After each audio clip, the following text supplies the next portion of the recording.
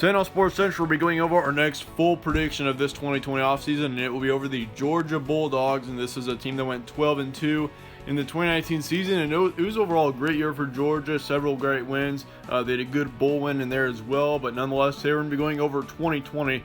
We're going to be going over a full prediction. We're going to give you guys predictions on their entire schedule, as well as a full preview in the process. So yeah, with that being said, let's look at your season trends from 2019 for Georgia. They were 6-1 between September and October, and they were also 6-1 between November and the postseason. So they were a very consistent team all season long. This is a great Georgia team for sure, and definitely one that should be remembered. I mean, they had a lot of great wins. And if you look at those key wins down below, they had that big Notre Dame win in the end of September. That was a huge one, 23-17.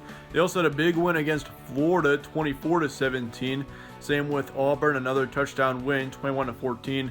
They also played Texas A&M. That was their final game of the regular season. Big win there too, 19-13. Then they finished off the season once again with a Sugar Bowl win against Baylor, 26-14. They got the win there. So once again, overall great season for Georgia. Not much to be upset about if you're a Georgia fan. I mean, still 12-2. I mean, you could have made the college football playoff. You were really close to that, but once again, still having a bowl win in a 12-2 season, I'd say that's still pretty satisfying. Moving into your key points for Georgia, this is your returning production. They lose their starting quarterback, Jake Fromm, which he had a big impact on this team last season. Can't forget about that. He had 2,800 yards with 24 touchdowns and 5 interceptions last season. However, they bring in Jamie Newman out of Wake Forest. He was a great quarterback out in Wake Forest. He put up some pretty great stats. And honestly, I think if he would have stayed at Wake Forest for another season, I mean, he would have put up some insane stats, I think. I mean, he's definitely a quarterback on the rise right now. Watch out for him in Georgia. And if you watch my SEC quarterback rankings video, I actually had him up there really high. I think he was a top I think he was a top 3 quarterback on that list. I certainly think he's going to be one of the best quarterbacks in the SEC next season. So yeah, watch out for Jamie Newman. They do lose their top running back, DeAndre Swift, to the NFL. He was drafted. He had 1,400 yards and 8 touchdowns last season. So yeah, he was a big-time running back too. Probably one of the best in the SEC last season as well. They do lose their second running back in Brian Harrion as well. He had just right over 600 yards with 7 touchdowns last season. So their top returning running back will be their third one, Zamir White, which he had a decent impact on this team, right around 425 yards with 3 touchdowns last season is what he had. So you could expect Zamir White to likely be right up there as your top running back next season, which I think he'll do just fine. It looks like he's got a decent amount of skill to put up some big numbers next season. They do return their top wide receiver, George Pickens. That is going to be huge for Jamie Newman. I mean, they especially return most of their impactful wide receivers for that matter. George Pickens is just one of them. But man, yeah, that's going to be huge for Jamie Newman, especially coming into a new offense and having a good experienced wide receiver in George Pickens. I mean, he had just right around 730 yards last season with 8 touchdowns. So once again, he did have a big impact on this team. And same with the other wide receivers. I mean, you have several wide receivers returning that had right around 400 yards last season. So really overall, this receiving core I do expect to be one of the best in the SEC next season, especially with having Jamie Newman at the quarterback. I think he's a great quarterback for sure. And yeah, be sure to watch out for this offense. They do lose 3 defensive linemen, though. That's really where they're taking the hits. They also lose 3 defensive linemen and 1 linebacker. And they also lose 1 in the secondary. So this defense loses 5 starters overall. So you got to watch out for the defense. Overall, this offense, though, I think looks pretty good. I would not really be concerned about the offense at all. Big question, though, is Georgia a national contender going into 2020? I mean, they were a big national contender last season. You can't doubt that.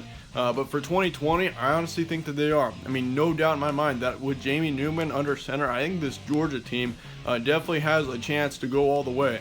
I mean, I'm not saying that for sure. Once again, it's still pretty early on, but I think this Georgia team has got enough potential. They've got a lot of talent, great recruiting class coming in, so be sure to watch out for that. I mean, once again, I do believe they are a national contender. With the recruiting class they have, once again, lots of great talent. Watch out for that.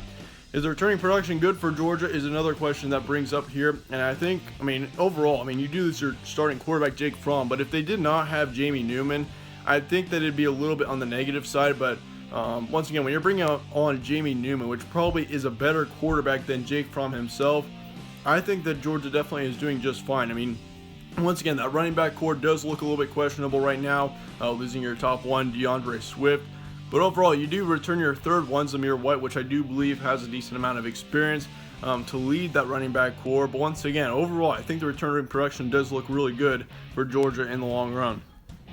Schedule now, you start the season on September 7th against Virginia, and that should be an interesting one. Of course, Virginia, I don't expect as much out of them. Of course, they lose their quarterback, Bryce Perkins. He was a great player. He led that team to a great season in 2019, but I don't really think that there'll be much of an interesting one. You got East Tennessee State on the 12th. Then you got Alabama on the road, Louisiana Monroe on the 26th. Then in October, you got Vanderbilt, Auburn, Missouri, and Florida in that order. And that Florida game is going to be huge. Watch out for that one. The good thing for Georgia is that they do have that one in Athens. But yeah, certainly that's going to be a big one. Probably the biggest game of your regular season there. You got South Carolina, Tennessee, Kentucky, and then Georgia Tech in your November. So yeah, November honestly doesn't look all that bad. I'd say your toughest month would have to be October here, having to play Auburn and Florida. And then you could consider that Missouri road trip to be a bit of a tough one as well. So yeah, with that being said, let's look at your September though. I'm going to give you guys 4 games at a time, starting off with September. And I'm going to give you 3 wins in September. I think that Virginia will be an easy win there. Of course, I think at the beginning of the season, it's pretty easy to beat Virginia, especially just because they're going to have some major adjustments coming up in this upcoming season. Of course, once again, they lose their big-time quarterback, Bryce Perkins, and a lot of talent on that defense too. So that Virginia team is taking a lot of hits. And so for Georgia, I think that they'll get an easier win there. You got East Tennessee State on the 12th. Honestly, that's a no-brainer for me. Easy win. You got Alabama, though, on the 19th. That's going to be a trap game there.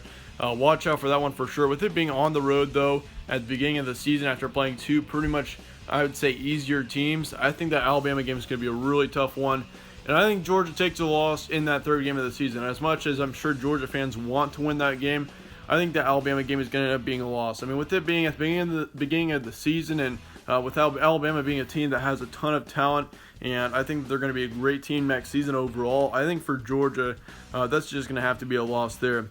As for the 26th, you got Louisiana Monroe at home. I think you get an easy win there as well. So, yeah, overall, your September is pretty easy except for that Alabama game on the road in Tuscaloosa.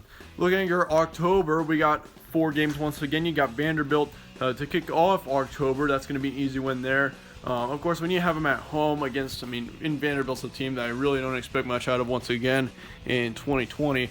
Yeah, that's going to be an easy win there. You got Auburn then on the 10th. That's going to be a home game. Watch out for that one too. Of course, Auburn next season I do expect to be a big-time contender in their division right along with Alabama. So, yeah, watch out for that game too. But I do expect Georgia to get a big win there. The main reason why I decided to give them a win against Auburn is because, 1, you have a decent amount of experience. You've played a really tough team with Alabama.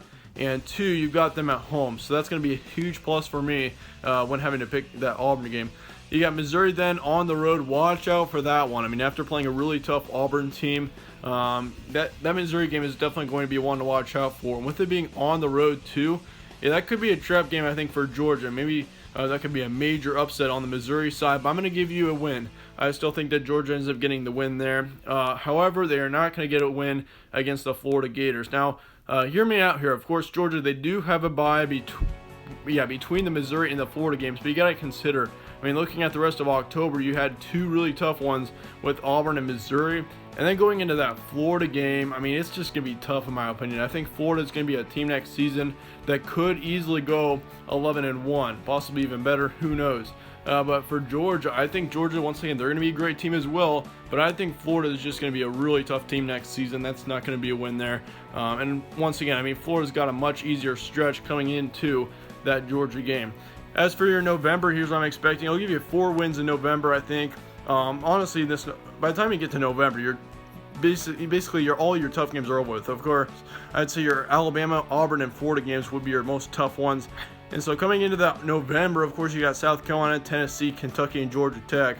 And you do got to watch out for that Tennessee game. I think Tennessee is going to be a team that could get up to 9 wins, possibly even more next season.